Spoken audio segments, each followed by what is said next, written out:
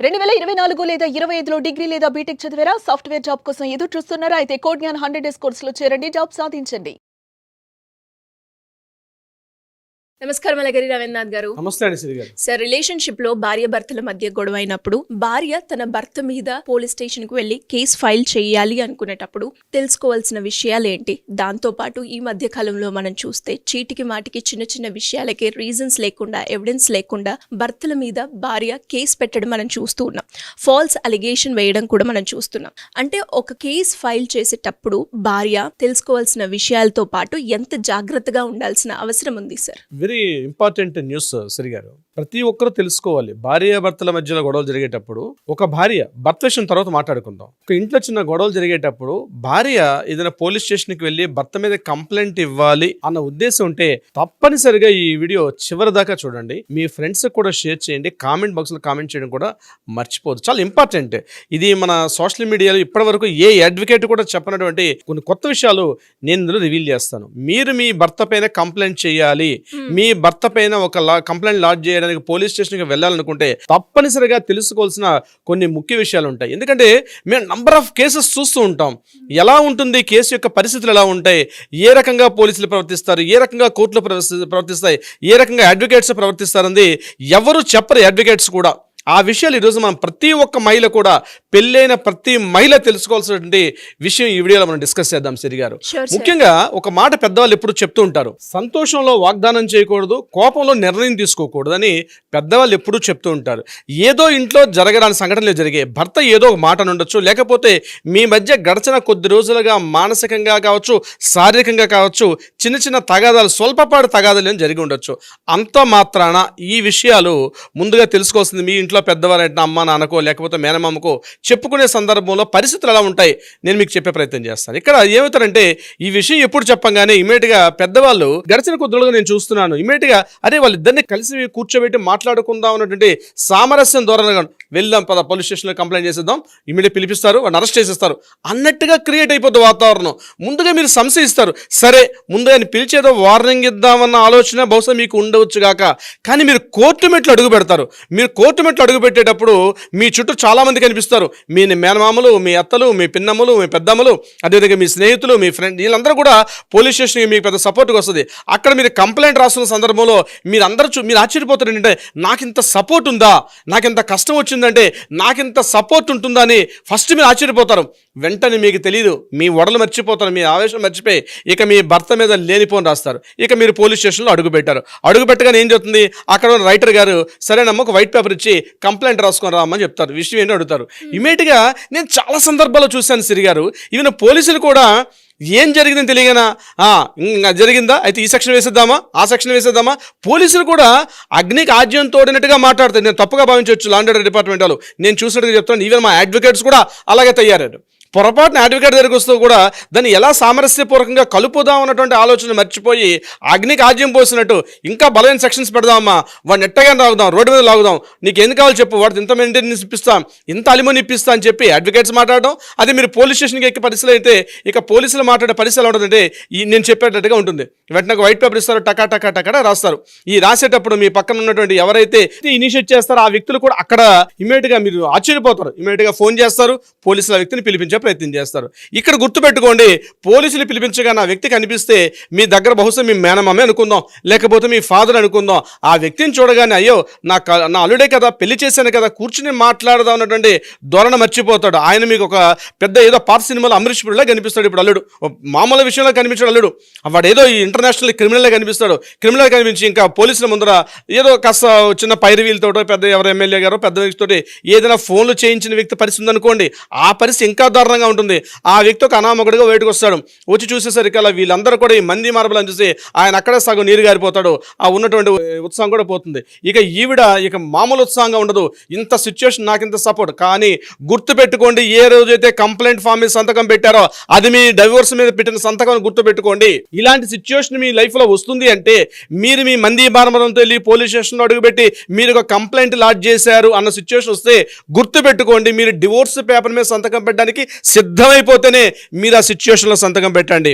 ఎవరో చెప్పారండి, మీ ఇంట్లో పెద్దవాళ్ళు పిన్నవాళ్ళు, లేకపోతే మీ ఇంట్లో ఆడపడుచులో మేనమామలో ఉంటారు కదా రిలేషన్స్, అమ్మాయి తరపున ఉన్న బంధువులు ఎవరైతే ఉసిగొలుపుతారో వీళ్ళందరూ తర్వాత ఒక్కరు కూడా కనబడరు. కొద్ది రోజులు గడుస్తున్న కొద్దీ మీ తరపున ఎవ్వరూ కనబడరు. తర్వాత మీరు ఇంటికి వెళ్ళిన తర్వాత పరిస్థితి ఎలా ఉంటుంది?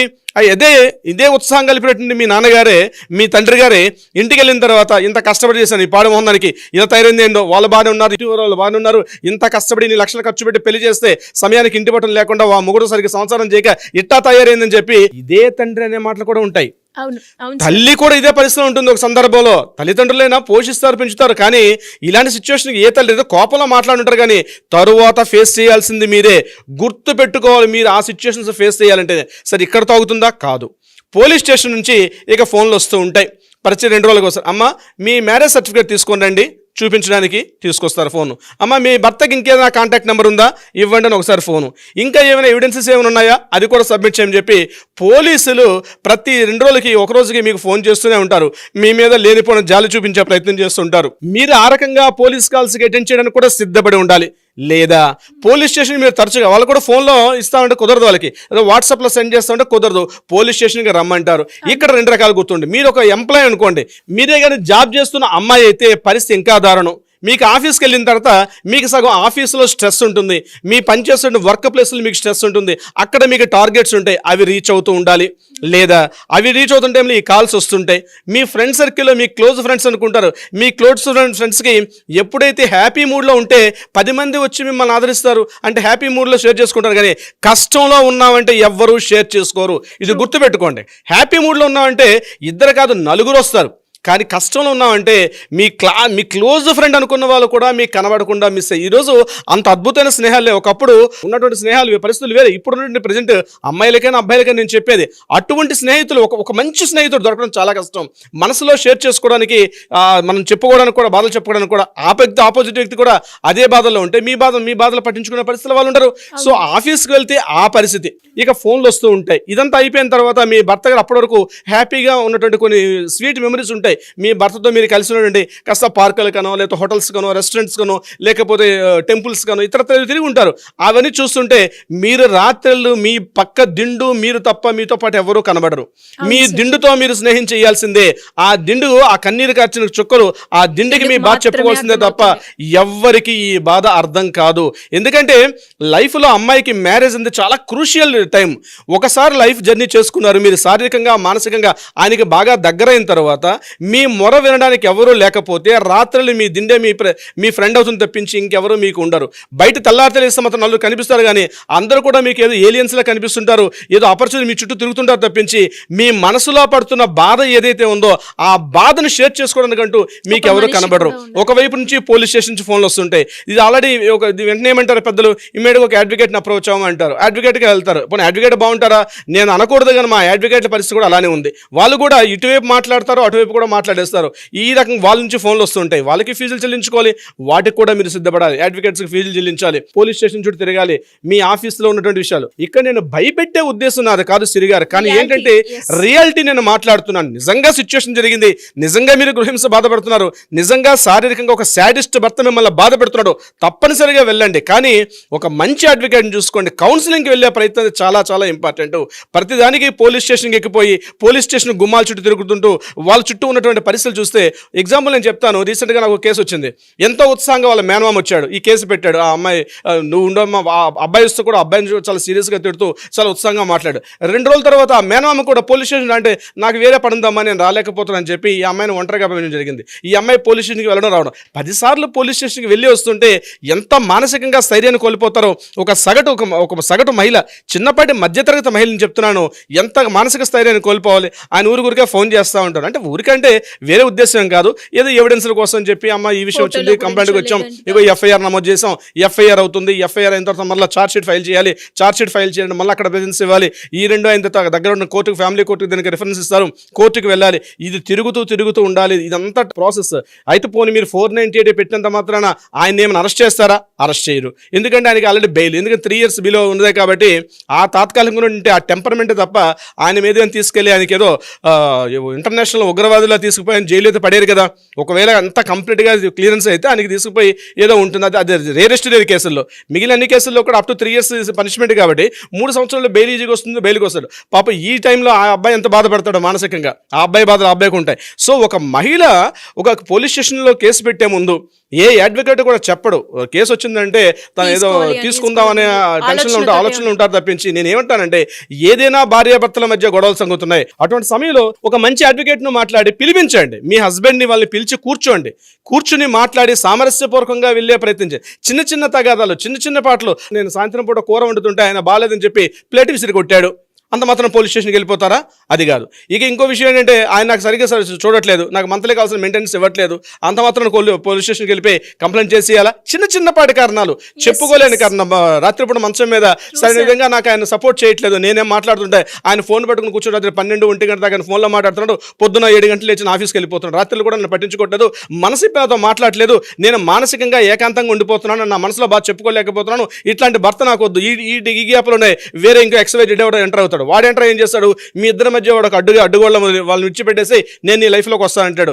ఎప్పుడైతే వాట్రేపలో పడింది ఈ అమ్మాయి కూడా, ఉన్నటువంటి ఎగ్జిస్టింగ్ ఉన్నటువంటి ఈ భర్తను కూడా, అంటే కాళ్ళ దగ్గర ఉన్నటువంటి వ్యక్తిని కూడా కాళ్ళతో తన్నుకునే పరిస్థితి వస్తుంది. వాడేదో కాస్త ఇనిషియేట్ చేస్తాడు, ఇమీడియట్గా వద్దు నీ భర్తతో ఉండలేవు, నా దగ్గర నేను అద్భుతాలు చూపిస్తానంటాడు. ఈ వ్యామోహంలో పడుతుంది ఆ తల్లి. ఇమీడియట్గా ఒకరికొకరు గ్యాప్ పెరుగుతుంది. ఆ గ్యాప్తో ఈ భర్త కోసం కంప్లైంట్ చేయడం. అంటే పోలీస్ స్టేషన్లో కంప్లైంట్ చేయడానికి వెళ్ళే ముందు ఇన్ని రకాలుగా ఆలోచించుకుంటేనే తప్ప పోలీస్ స్టేషన్ గుమ్మా ఎక్కకండి. ఎక్కారండి, ఇందాక నేను స్టార్టింగ్లో చెప్పినాడు, ఒకసారి కంప్లైంట్ పేపర్ మీద సంతకం పెట్టారు అంటే ఇది గుర్తుపెట్టుకోండి, అది మీ డివోర్స్ పేపర్ మీద సంతకం పెట్టడానికి ప్రిపేరెంట్గా ఉండిపోండి. మీ లైఫ్ మీది, మీ చేతుల్లో ఉంది. వీళ్ళందరూ కూడా మీకు ముందు రోజు కనిపిస్తారు, కానీ చివరికి వచ్చేసరికల్లా మీరు తప్ప మీతో ఎవ్వరూ నిలబడరు. కంట్రోల్లో ఉండండి.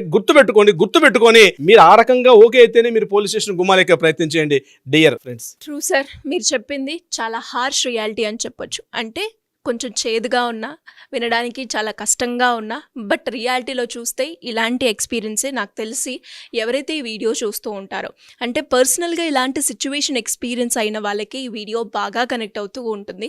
అండ్ దాంతోపాటు మీరు అన్నారు, ఈ మధ్య కాలంలో మనం చూస్తే నాకు చీర కొనియలేదని, నేను బాగున్నాను అనే కాంప్లిమెంట్ ఇవ్వలేదని, ఇలాంటి చిన్న చిన్న విషయాలకే పోలీస్ కేసు వరకు వెళ్ళిన విషయాలు, సందర్భాలు మనం ఎన్నో చూడడం జరిగింది. నిజంగానే ఇలాంటి ఇష్యూస్ ఉన్నప్పుడు నేను నిజంగానే ముందుకెళ్ళాలా, లేదంటే నా ఫ్యామిలీ ఇప్పటి వరకే సపోర్ట్ ఉంది, తర్వాత నేను ఒక్కదాన్నే మిగిలిపోతానేమో అన్నది ఈ వీడియో కంప్లీట్గా 1-2 సార్లు చూసి ఆ తర్వాత ఎవరైనా కూడా ఆడపిల్ల కేస్ ఫైల్ చేయాలి అన్నప్పుడు మాత్రం చాలా ఉపయోగపడుతుంది. Great information sir. అండ్ మరి ఎవరికైనా కూడా ఇలాంటి సందర్భాల్లో నేను ముందుకెళ్ళాలా, లేదంటే ఆగాలా, లేదంటే ఇప్పుడు నాకు కౌన్సిలింగ్ అవసరం అంటారా, దీని పరంగా నాకు ఎలా వెళ్ళాలో నాకు అర్థం కావట్లేదు సార్, నేను ఇలాంటి డైలమాలోనే ఉన్నాను, నాకు మీ గైడెన్స్ కావాలి అనుకున్న ప్రతి ఆడపిల్లే కావచ్చు, లేదంటే లీగల్ పరంగా ఎవరికైనా కూడా ఎలాంటి ఇష్యూస్ ఉన్నా కూడా వెళ్ళాలి అనుకునేటప్పుడు మీ గైడెన్స్ కావాలి అంటే ఎలా ఉంటుంది? తప్పనిసరిగా శ్రీ గారు, సుప్రీంకోర్టు కూడా చాలా సందర్భాల్లో చెప్పింది, ఈ వచ్చిన 498 కేసుల్లో 85% అంతే కూడా చాలా వరకు చిన్న మైల్యూట్ కాజెస్ అని చెప్పడం కూడా సుప్రీంకోర్టు చాలా విషయాల్లో కూడా చెప్పడం జరిగింది. సో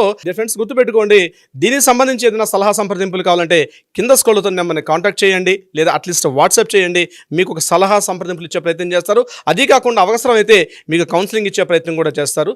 న్యాయపరంగా ఏదైనా పరిష్కారం కావాలంటే కూడా ఆ దిశగా కూడా ప్రయత్నం చేస్తారు. తప్పనిసరిగా మన లీగల్ టీం మీతో పాటు కూడా ఉంటుంది. బట్ గుర్తుపెట్టుకోండి, prior appointment is the most important. Siri garu, డెఫినెట్గా sir. Thank you so much. Thank you so much అండి. సుమన్ టీవీలో మీ పర్సనల్ అండ్ బిజినెస్ ప్రమోషన్స్ కోసం కింది నెంబర్కి కాంటాక్ట్ చేయండి.